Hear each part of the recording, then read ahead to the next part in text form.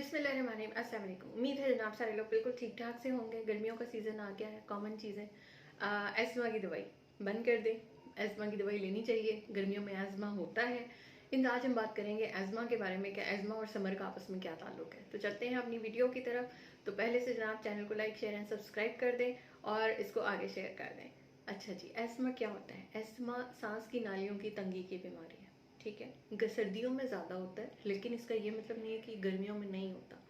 Moderate persistent ESMA यानी ESMA की वो वाली किस्म जो कि गर्मी सर्दी दोनों में चलती है। ठीक है, इस तरह एस्मा की कुछ सिवियर फॉर्म्स हैं जो गर्मी और सर्दी दोनों में चलती हैं। तो इस वजह से एस्मा की दवाई को आपके मॉलिज ने कम ज़्यादा करना है। अगर आपका एस्मा उस कैटेगरी का है जिसमें आपको साल के कुछ दिन सांस की तकलीफ रहती है और उसके बाद आप बाकी साल ठीक रहते हैं, तो उस सूरत में आपकी दवाई को टेपर भी किया जा सकता है, दवाई को किसी हद तक बंद भी किया जा सकता है। लेकिन उससे पहले आपका मुआयना आपके मालिश ने करना जो है वो ज़रूरी है। उसके साथ आपके ट्रिगर्स क्या है जो आप एस्मा को कंट्रोल कर सकते हैं। सबसे पहली चीज़ ये कि एकदम एसी से आपने बाहर नहीं निकलना। एसी से बाहर गेट तक गए और उसके बाद फिर दोबारा अंदर गए, सडन टेम्परेचर चेंजेस को अवॉइड करें। ठंडी चीज़ें बहुत ज़्यादा यानी ठंडे जूस, ठंडी लस्सियाँ, उसके साथ हर वो चीज़ जो कि बहुत कोल्ड ड्रिंक्स वगैरह जो हैं वो आपके गले की जो पीएच चेंज करती हैं, विज़ोकंस्ट्रिक्शन करती हैं यानी सांस की नालियों को सिकुड़ती हैं, वो तमाम चीज़ें आपके एस्मा को ट्रिगर कर सकती हैं।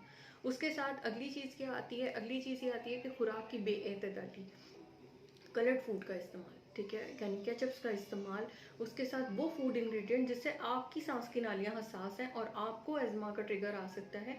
आपने वो अपना ट्रिगर समर हो या विंटर दोनों सूरतों में आपने अवॉइड करना है। बहुत सिक्रीशंस वाले फ्रूट्स जो होते हैं उनको अवॉइड करना है।